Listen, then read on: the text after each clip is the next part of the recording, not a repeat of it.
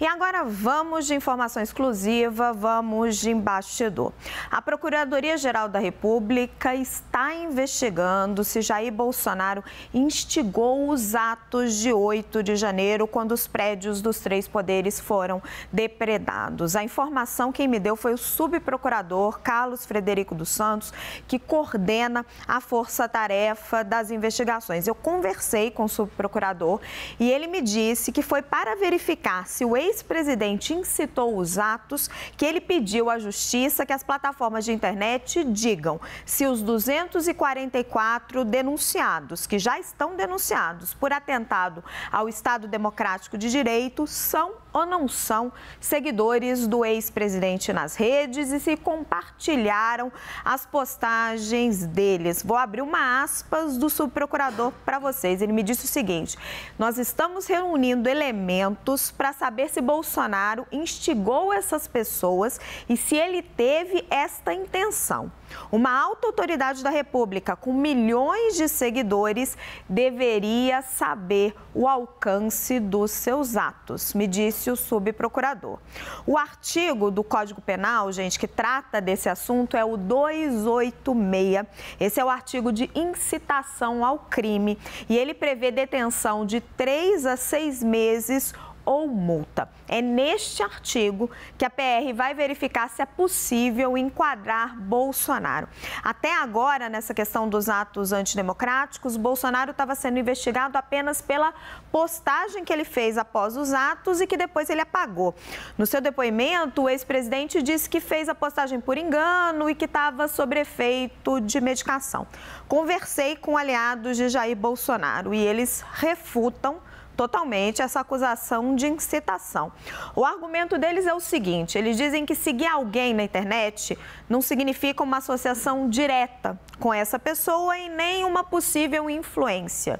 E dizem que a mesma pessoa que segue Bolsonaro pode, por exemplo, seguir também Lula. Fato é que a PGR está alterando a sua linha de investigação e fez esse pedido à Justiça depois da repercussão negativa. A gente contou isso ontem para vocês, porque eles tinham solicitado às plataformas os dados de todos os seguidores de Bolsonaro, que foi visto como um atentado à privacidade destas pessoas. Procurei a defesa do ex-presidente Jair Bolsonaro, que me disse que prefere não se manifestar. Vamos agora para a análise. Quem está comigo aqui no nosso telão, time completo: Tainá Falcão, Yuri Pita e Leandro Rezende. Yuri, a PGR fez um recuo, mudou a linha de investigação, não tá mais pedindo os dados de todos os seguidores de Jair Bolsonaro, só daqueles que já foram denunciados, que assumidamente, né, que já tem ali bastante evidência de que cometeram um crime, mas agora ela está indo além. Ela quer conferir se essas pessoas são seguidores de Bolsonaro para aí investigá-lo por incitação ao crime. Faz sentido para você esta argumentação?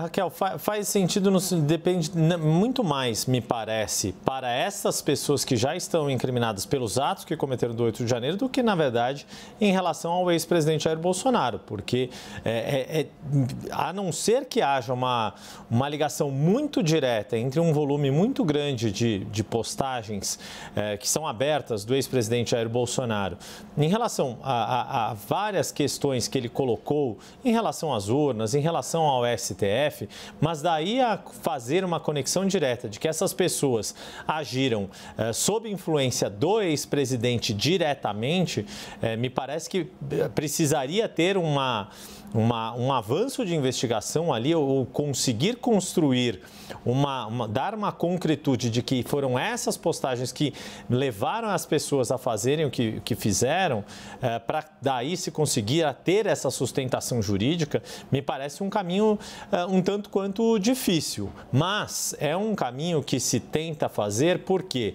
Porque naquela postagem de 10 de janeiro, uma das críticas que a defesa de Bolsonaro fez com fundamentação, informação é de que, olha, como ele pode ser acusado de incitar um crime se fez uma postagem depois de um ato que é considerado criminoso, que é o 8 de janeiro. Com este caminho inverso agora, a partir dessas 200 e tantas pessoas, é isso que me parece a subprocuradoria está querendo criar esta conexão. Olha, as várias postagens abertas porque esses seguidores tiveram acesso, feitas pelo ex-presidente Jair Bolsonaro, que contestaram as urnas, que atacaram o Supremo, que possam ter dito alguma outra questão em relação ao governo que tomou posse em 1º de janeiro, isso fez com que essas pessoas fossem até lá. A grande questão é que, até onde a gente sabe, até onde o que veio a público, ainda antes do 8 de janeiro, nos dias que antecederam o 8 de janeiro, e a CNN fez uma dessas reportagens, o produtor Vital Neto, se não me engano, se não me foge a memória, conseguiu ver em uma série de grupos abertos, por exemplo, de Telegram, que faziam mensagens para as pessoas irem até o dia 8 de janeiro, falavam naquele código Festa da Selma, falavam em não levem crianças e idosos porque estamos indo para a guerra, pode ter confronto. Aí sim, há uma mensagem direta de incitação a, inclusive, a elementos de violência. Agora, conseguir fazer essa conotação direta com as postagens que Jair Bolsonaro e os seus perfis nas redes sociais abertos fizeram antes do 8 de janeiro, talvez seja um caminho que parece ter esse objetivo, mas ainda não parece tão claro que seja possível atingir esse objetivo. Yuri, exatamente, mas é esta a analogia que o procurador Carlos Frederico dos Santos quer fazer.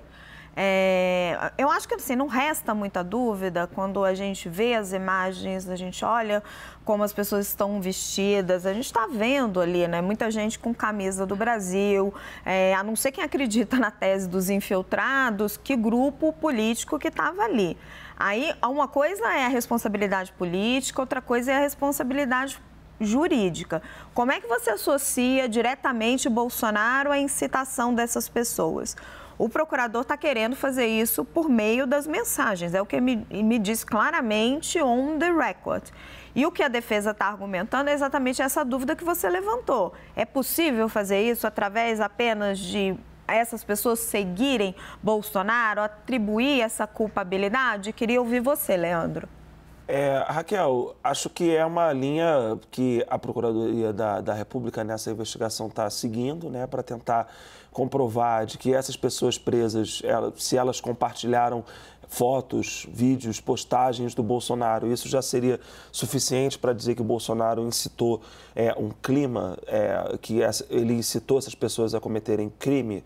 Bom, aí vai ser da avaliação do procurador, né? Mas o judiciário vai poder analisar isso melhor, né? Porque não me parece que você compartilhar uma determinada postagem, isso torna o autor daquela postagem uma pessoa criminosa, né? Isso precisa ser muito bem explicado, né? E qual é a relação que se quer estabelecer com isso. Acho que para além do que a gente está vendo nesse caso em específico, eu acho que tem uma série de documentos que foram feitos aí nos últimos anos. Eu estava até olhando aqui um que foi elaborado pelo PDT, apresentado lá naquela ação do Tribunal Superior Eleitoral, que tornou o Bolsonaro inelegível, que é essa série de esforços para tentar relacionar o ex-presidente da República aos atos do 8 de janeiro.